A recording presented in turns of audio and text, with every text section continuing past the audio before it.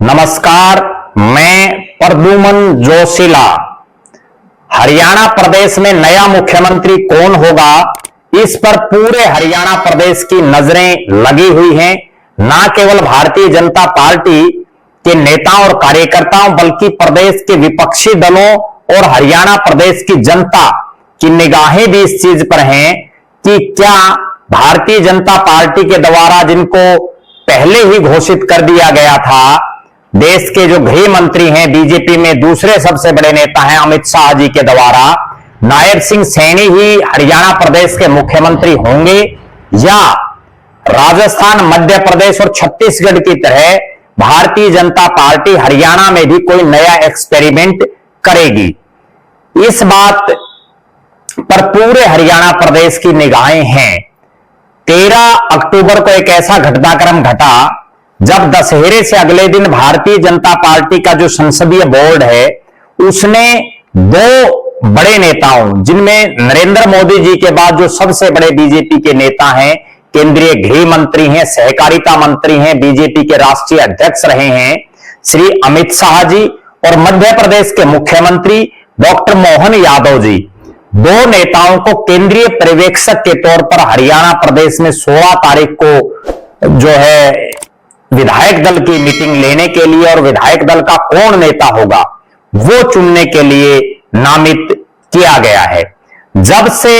अमित शाह का नाम केंद्रीय पर्यवेक्षक के तौर पर हरियाणा प्रदेश का अगला मुख्यमंत्री या बीजेपी के विधायक दल का अगला नेता चुनने के लिए सामने आया है, घोषित हुआ है, तब से पूरे हरियाणा प्रदेश में इस तरह की खुसर फुसर शुरू हो गई है कि कहीं हरियाणा प्रदेश में भी भारतीय जनता पार्टी जिस बात के लिए जानी जाती है, जिस बात के लिए नरेंद्र मोदी और अमित शाह की जोड़ी पूरे देश और दुनिया में विख्यात है कि वो अप्रत्याशित फैसले लेती है, अकल्पनीय फैसले लेती है, और ऐसे ऐसे नेताओं को जो राजनीति के धुरंधर हों उनको उस कुर्सी से हटा करके और एक नौसिखिया नेता को, एक नए नेता को उस कुर्सी पर बैठा दिया जाता है। जैसे ही 13 अक्टूबर को यह पत्र जारी हुआ, उसके बाद से पूरे हरियाणा प्रदेश में इस तरह की राजनीतिक गलियारों में चर्चाएं चल पड़ी हैं कि हो सकता है हरियाणा में जिस तरह से राजस्थान में वसुंधरा राजे का नाम लगभग फाइनल था, लगभग तय था और बीजेपी की सबसे बड़ी नेता थी, लेकिन उन्हीं से एक चिट निकलवाई जाती है और जिसमें नाम आता है भजनलाल शर्मा का। इसी तरह से मध्य प्रदेश में शिवराज सिंह चौहान, जिनके नेतृत्व में भारतीय जनता पार्टी ने चुनाव लड़ा, जो उस समय के मुख्यमंत्री प्रदेश के थे, और जैसे ही बहुमत आया एक बार फिर से बीजेपी का मध्य प्रदेश में, तो उनको साइडलाइन करते हुए वहां डॉक्टर मोहन यादव को मुख्यमंत्री बनाया गया। इसी तरह से छत्तीसगढ़ की अगर बात करें, डॉक्टर रमन सिंह सबसे बड़ा चेहरा थे और उनको दरकिनार करते हुए विष्णुदेव साय को प्रदेश का मुख्यमंत्री बनाया गया। हम आपको ले चलते हैं 2014 के दौर में, जब हरियाणा प्रदेश में मुख्यमंत्री के चेहरों के रूप में रामविलास शर्मा, कैप्टन अभिमन्यु, ओम प्रकाश धनखड़, राव इंद्रजीत, चौधरी वीरेंद्र सिंह जैसे बड़े चेहरे और अनिल विज दिखाई देते थे। तब भी मोदी और अमित शाह की जोड़ी ने अकल्पनीय रूप से मनोहर लाल खट्टर जी को प्रदेश का मुख्यमंत्री बनाया। इसके बाद अगर इसी साल की बात करें, मार्च के महीने में, जब किसी को ऐसा नहीं लग रहा था कि मनोहर लाल जी को बीच में हटाया जा सकता है, लेकिन एकाएक पहले वाले दिन नरेंद्र मोदी जी उनकी तारीफ करते हैं और अगले दिन मनोहर लाल जी का पत्ता कट जाता है और उनकी जगह राजनीति में बहुत कम अनुभवी नायब सैनी को प्रदेश का मुख्यमंत्री बनाया गया। अब एक बार फिर से ये चर्चाएं दोबारा बहुत तेजी से चल रही हैं और कल से तो इन चर्चाओं ने एक तरह से जो है प्रदेश की राजनीति को हिलाने का काम कर दिया है कि जो ही अमित शाह जैसे इतने बड़े नेता को पर्यवेक्षक बना करके भेजना, कहीं ना कहीं हरियाणा की राजनीति में कोई बड़ा खेला हो सकता है। ये संभवतः पहला मौका है जब अमित शाह को एक पर्यवेक्षक के रूप में एक मुख्यमंत्री चुनने के लिए भेजा जा रहा है,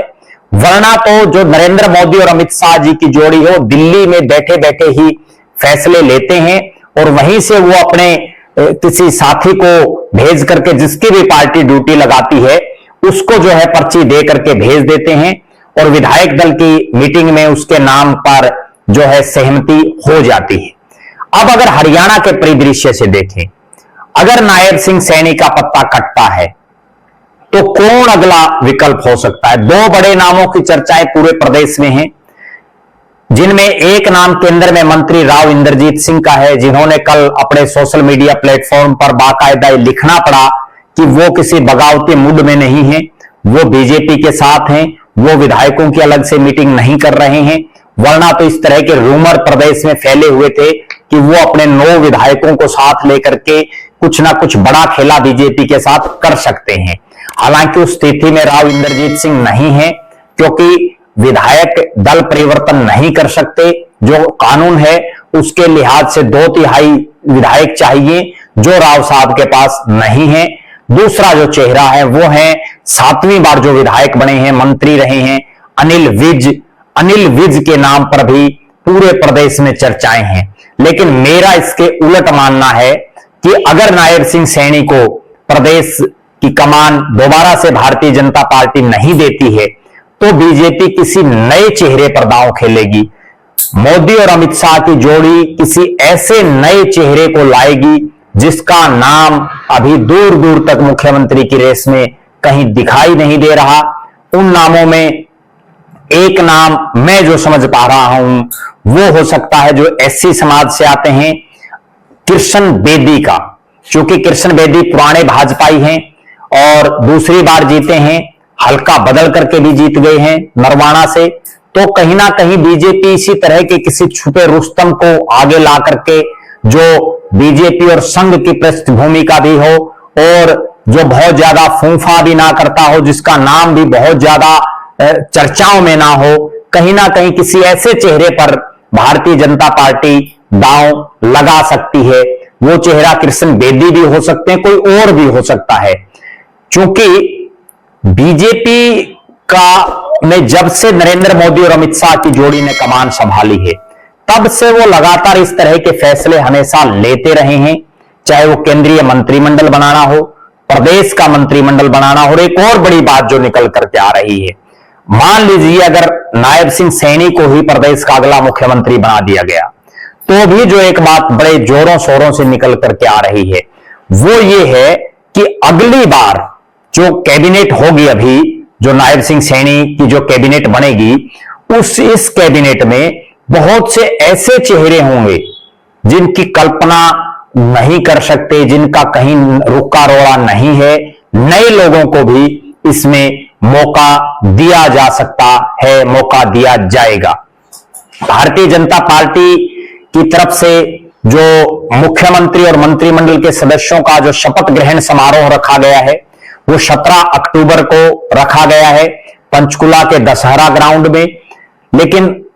उसमें देश के प्रधानमंत्री नरेंद्र मोदी जी से लेकर के तमाम बड़े नेता आएंगे। 16 तारीख को पहले विधायक दल की मीटिंग होगी, जिसमें अमित शाह जी और डॉक्टर मोहन यादव जी किसकी चिट्ठी निकालते हैं, किसकी पर्ची निकालते हैं, इस बात पर पूरे हरियाणा प्रदेश की निगाहें रहेंगी। और जैसा हरियाणा में पहले भी किया है बीजेपी ने, हरियाणा के साथ साथ दूसरे राज्यों में भी किया है, हो सकता है 16 अक्टूबर को अमित शाह जी वो काम फिर से हरियाणा में कर जाएं और नायब सिंह सैनी की जगह किसी नए चेहरे पर बीजेपी फिर से दांव लगा दे, ऐसा भी संभव है। जो भी बहरहाल प्रदेश का मुख्यमंत्री बनेगा, इतना तो तय है कि वो भारतीय जनता पार्टी का होगा। उनको हमारी तरफ से बहुत बहुत शुभकामनाएं, उनके उज्जवल राजनीतिक भविष्य और स्वस्थ जीवन की हम कामना करते हैं। और अगर भारतीय जनता पार्टी एक बार फिर से जिन नायब सिंह सैनी को उन्होंने मार्च में मुख्यमंत्री बनाया उन्हीं पर दांव खेलती है, तो भी हरियाणा प्रदेश की जनता को एक मैसेज बीजेपी ये जरूर देगी कि नायब सिंह सैनी को बहुत कम समय मिला है अपना कार्य करने का। और जो बात विधानसभा के चुनाव में बड़ी जोरों शोरों से चली कि अगर इन्हीं नायब सिंह सैनी को 1-1.5 साल पहले, 2 साल पहले प्रदेश की कमान मिल जाती तो हरियाणा प्रदेश का नक्शा कुछ और ही होता। जिस ढंग के काम वो प्रदेश में कर रहे हैं, जिस तरह से वो लोगों से मिल रहे हैं और जिस तरह से उन्होंने मुख्यमंत्री निवास संत कबीर कुटीर जो है उसके दरवाजे पूरे हरियाणा वासियों के लिए खोल दिए हैं, तो कहीं ना कहीं उनके लिए भी एक थपथपी होगी केंद्र की तरफ से। लिहाजा हम लगातार पूरे हरियाणा प्रदेश में क्या होने जा रहा है, कौन मुख्यमंत्री होगा, कौन मंत्री होंगे, उनकी सबसे पहले जानकारी आपको देंगे। आप लगातार हमारे साथ बने रहें। हमारे फेसबुक पेज को लाइक और फॉलो करें, यूट्यूब पर चैनल को सब्सक्राइब करें, बेल आइकन घंटी का बटन अवश्य दबाएं, वीडियो को ज्यादा से ज्यादा शेयर करें। बहुत बहुत धन्यवाद। आपका अपना प्रद्युमन जोशीला।